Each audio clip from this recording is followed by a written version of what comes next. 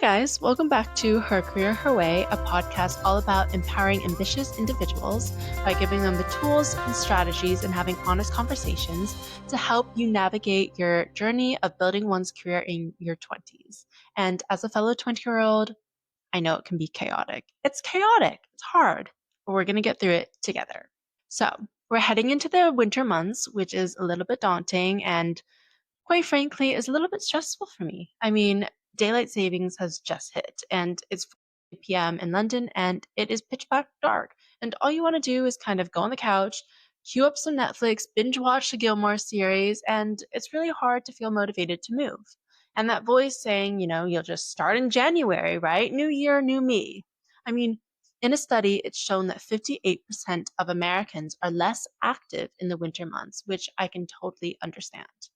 But today we are not waiting. Today, in the darkest months, while everybody else is hibernating, we are going to start your winter arc. And this is going to be your competitive advantage.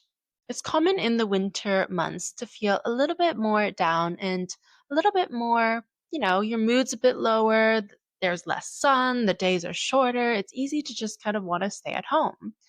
And there's this thing called the SAD, which is the seasonal affective disorder. And I definitely am not like diagnosed with it, but I definitely display some of the symptoms where everything kind of feels very heavy. And even the things that I love, like, reading, going out with friends, doing my podcast, even, it feels hard. It feels like a big weight that I have to do. Whereas, I don't know, in the summer or in the lighter months, I feel a bit more energized and I feel, oh yeah, let's go out, let's celebrate, whatever. But it's hard because it's cold outside and I don't really want to spend my days outside. I mean, I was eating a sandwich yesterday and I wanted to be outside because it was nice and, a little bit sunny, but it was freezing and I ended up going inside. And I also kind of feel myself getting caught in a cycle in the winter months of, you know, constantly talking about the gloomy weather and wanting to stay in and feeling unmotivated and it's just and then I talk about the gloom again and it's on repeat and I'm just stuck in this toxic cycle. And to be fair, I am in London in the UK, so you do end up talking about the weather a lot. It's just kind of socially acceptable to talk about. But being caught in that cycle is what I'm meaning of just constantly kind of just feeling down. And I don't know if you guys can relate to that, but hopefully you can. And then also the seasonal affective disorder that I mentioned, it affects millions of people. And so basically what the seasonal affective disorder is, which is called SAD for short, which is funny because you are sadder during these months. Well, at least I am. And what it happens to your kind of physiology is that you produce less serotonin, your vitamin D is deficient, and you overproduce melatonin. So basically, all of the things that are kind of making you happy and, making you feel energies are reduced. And with melatonin being overproduced, you tend to feel more sleepy. So it's, your body is telling you you want to sleep. And biologically, we are meant to kind of, rest more during these time periods. I mean, look at bears, they go into hibernation kind of during these winter months. And so it's definitely not something to beat yourself up about and have grace that during these darker months it's harder to feel motivated. But here's the kicker is that having this knowledge gives you power to do something about it. I'm going to say that again. Having knowledge about this gives you power to do something about it. So let's get you unstuck. So the reality is in winter is that your mood is a little bit lower. And this is attributed to the seasonal affective disorder. I don't know if any of you've heard about it, but it's short for SAD, which is funny because I definitely do feel sadder in these months. And basically what it does is that your body produces lower serotonin, you have vitamin D deficiency, and you produce more melatonin. AKA, everything that makes you happy is kind of a bit lower. Overproducing melatonin, which neutralizes your sleeping, it means that you want to sleep more.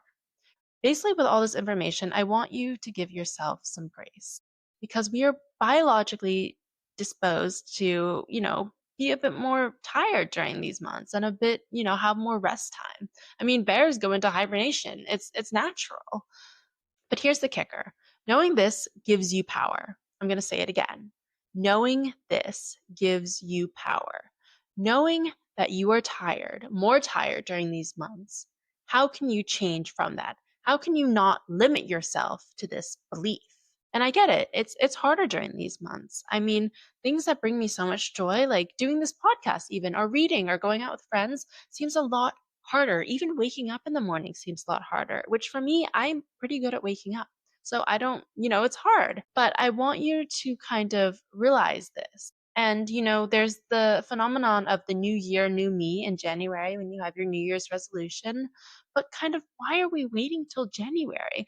I mean, we are losing 6 to 8 weeks of potential momentum if we're just waiting for January to happen.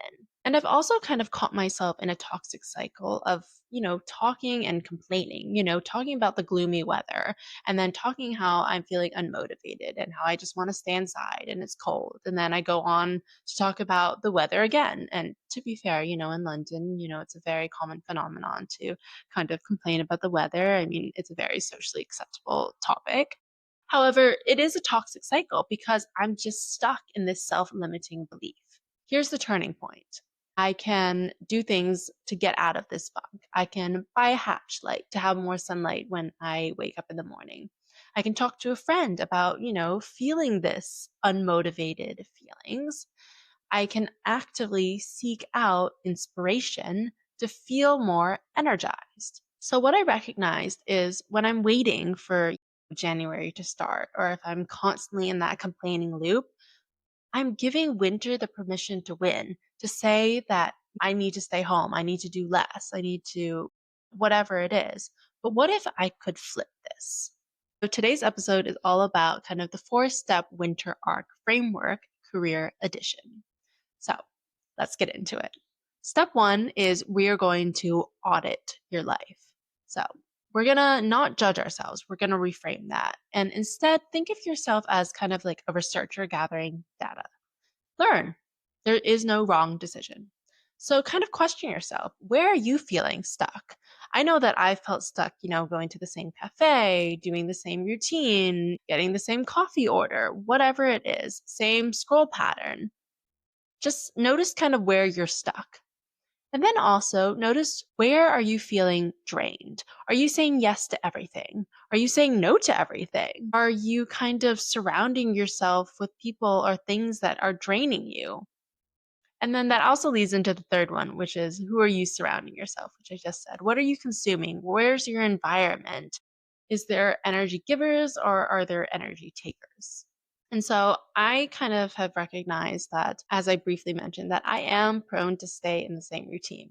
I kind of get up every morning, I go to the gym, I come back home, I grab a coffee, and I go to the same cafe. I reread books, I watch the same movies, and that's all right. However, it is the same thing over and over again.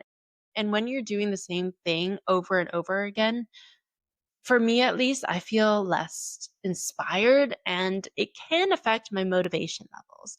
And so it's just kind of important to kind of do this little audit to see kind of where you are staying stuck and then where you can change.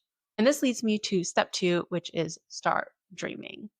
And so I want you to kind of combat that perfectionism, which I've talked about in another episode. So definitely listen to that. And just kind of dream of what you want. Create a vision board. And this doesn't have to be like a forever contract. And I know a lot of people do vision boards at the beginning of the year or, maybe during like a birthday or whatever, but you can do a vision board anytime. And honestly, I think updating your vision board constantly is a good thing because things change and it's important to kind of go with the changes. And so use this vision board as kind of like a compass and not, a cage that you have to confine yourself in. Also, something that I noticed is that fear really stops you from achieving your dreams. And I've talked about this a lot about what fear is and how it kind of controls you. But kind of ask yourself, what are you scared of? What you're scared of is normally the things that you want most.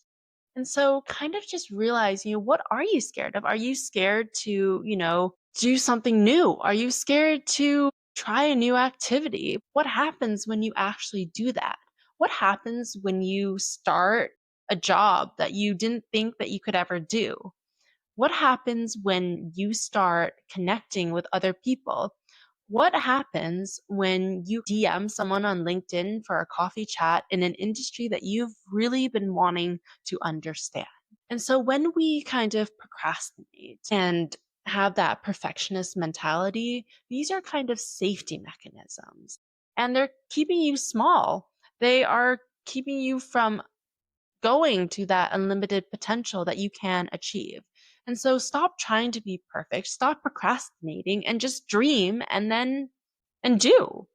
And so I challenge you to kind of create a Pinterest board and kind of have your 6 categories. I know we're talking all about careers, but I also feel like it's really important to have all the other kind of aspects of your life full as well, because this inspires your career. This builds your dream life that you want to live.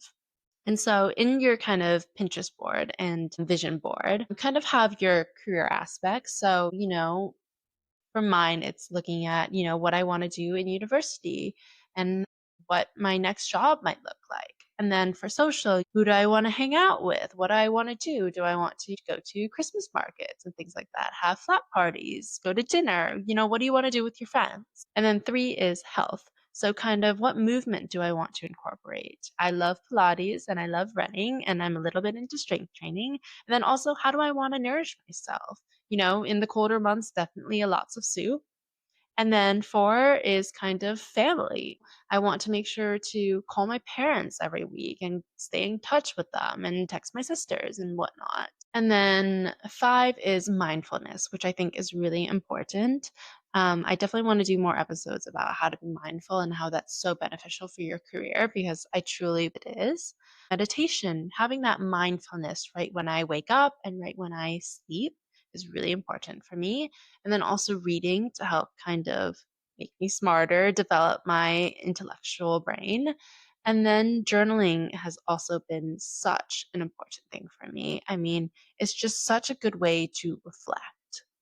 And I want you to kind of just spend 20 minutes doing this, kind of thinking about all these aspects of your life. And if you don't really want to visualize it, that's okay. Just kind of bullet point list what you want. Or if you're more kind of visual, then create a little Pinterest board with pictures on it. But really get concrete and make it valuable to you. That's really the point of this exercise. Once you start realizing what your dreams are, then you can act on it. And now moving on to step 3, which I honestly think is probably one of the most important ones, which is act as if. And this is a concept that I've recently started. And so, first of all, I just want to talk about how the brain literally receives 11 million sensory information and stimuli per second. 11 million stimuli per second. That's insane. That's insane if you think about it. However, your prefrontal cortex processes only 50 to 100 bits of that information. And kind of what makes the cut, what it is prioritizing, are the habits, beliefs, and past experiences that you have had. And so basically, it is processing the things that you already are inherently believing. So, if your belief is, I am unmotivated, or I can't get up in the morning, or I am feeling so down and I don't want to do anything, that is what is going into your brain when you have those 11 million stimuli. And something that I learned from the Jamie C podcast, which I think everybody should listen to, I mean, it's such a great podcast, is that she talks about kind of that 95% of your brain is subconscious. So basically, only 5% is your prefrontal cortex that you are conscious of, but 95% is unconscious, which is also crazy to think about. So, this is why it's so important to rewire your operating system. And the concept that she talks about is kind of the quantum leap. And I definitely am going to link it in the show notes below because she talks about it so much more and in detail. But basically, the kind of the headline knowledge of what I got out of this is that your subconscious doesn't really know the difference between reality and vivid imagination. And so when you're acting as if, it trains your brain to kind of prioritize those new possibilities. Now I'm going to go into a little bit of practical application just for your career because I really love learning through examples. So basically, just think if you already had that job interview, what would that version of you do today?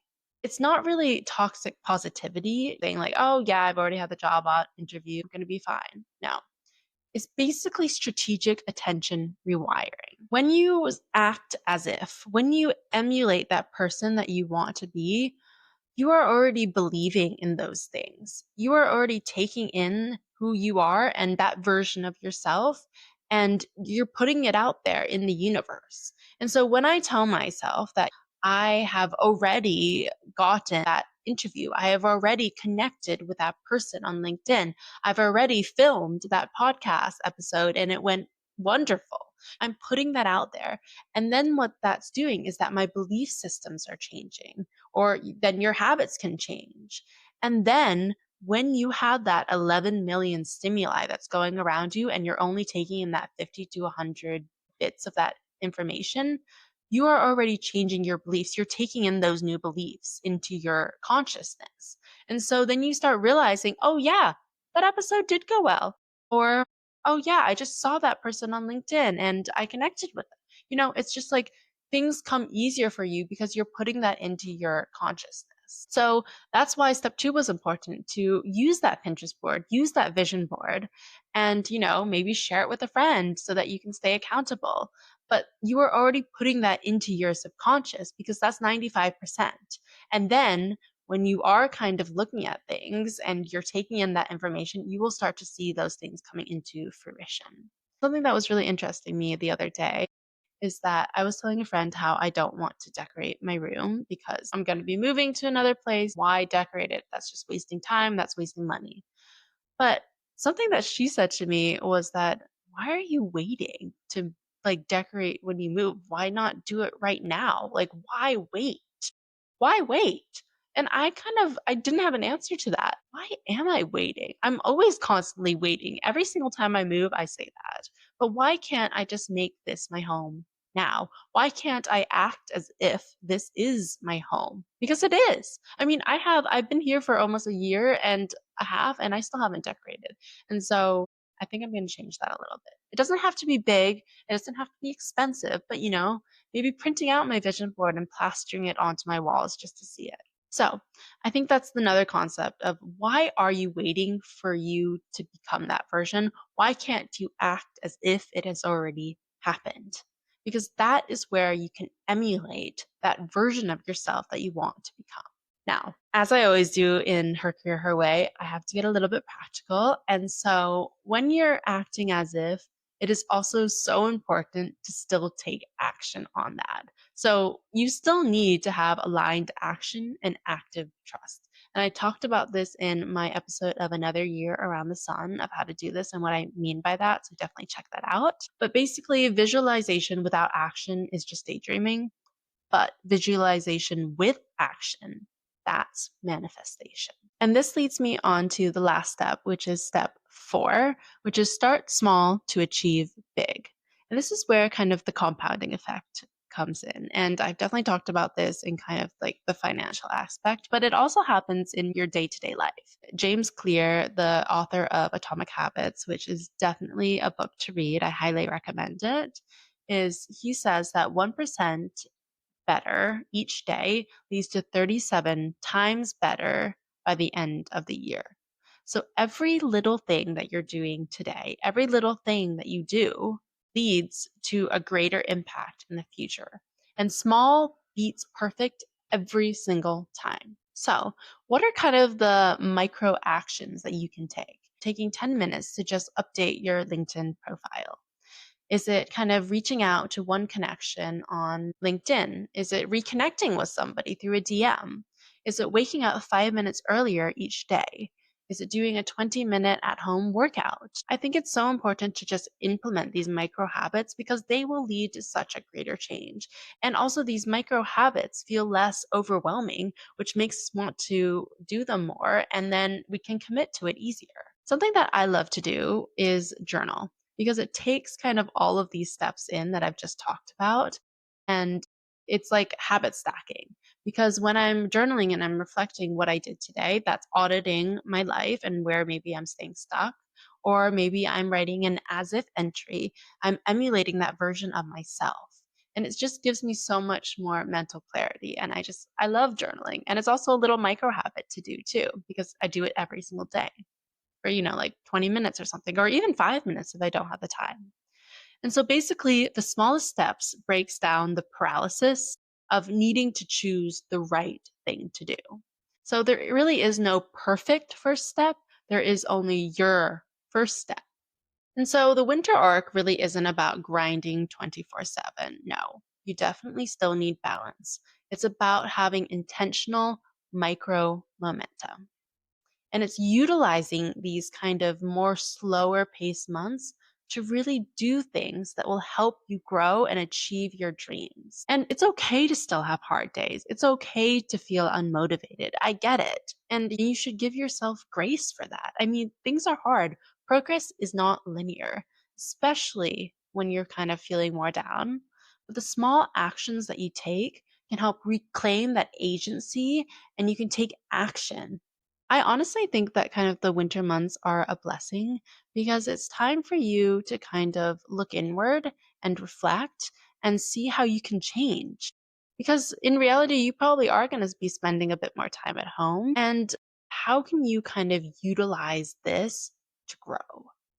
How can you kind of take back your power when things are hard? And honestly, when you do things that are hard, that is where growth lies. So I know I just went through a lot of information, so I'm going to do a little bit of a recap. So things to do this week are kind of audit one area of your life. Where are you feeling stuck? Maybe do a 15-minute journal entry. And then step two is kind of create your Pinterest board or vision board. Write down a few things in each of those 6 categories. And then kind of do an as if statement. Share it with a friend. Act as if you've already achieved what you want from your Pinterest board goals. And then finally, kind of choose one micro action that you can do daily for 7 days. Maybe it's waking up 5 minutes earlier. Maybe it's kind of doing a journal entry or something. I know I bang on about journaling. I just think it's wonderful. I definitely want to film an episode about the impacts of journaling because I think it's transformative, but whatever. I hope this episode was helpful for you and definitely share your winter art goal with me. DM me on Instagram and or use the hashtag winter art challenge. I'd love to see kind of what you guys are doing. Maybe it'll give me a bit of inspiration. I just want to leave you with you don't have to have it all figured out. You just have to start today.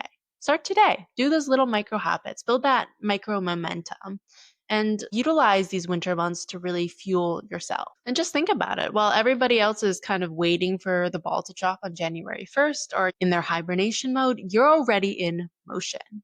And that's not just a winter arc, that's a life arc.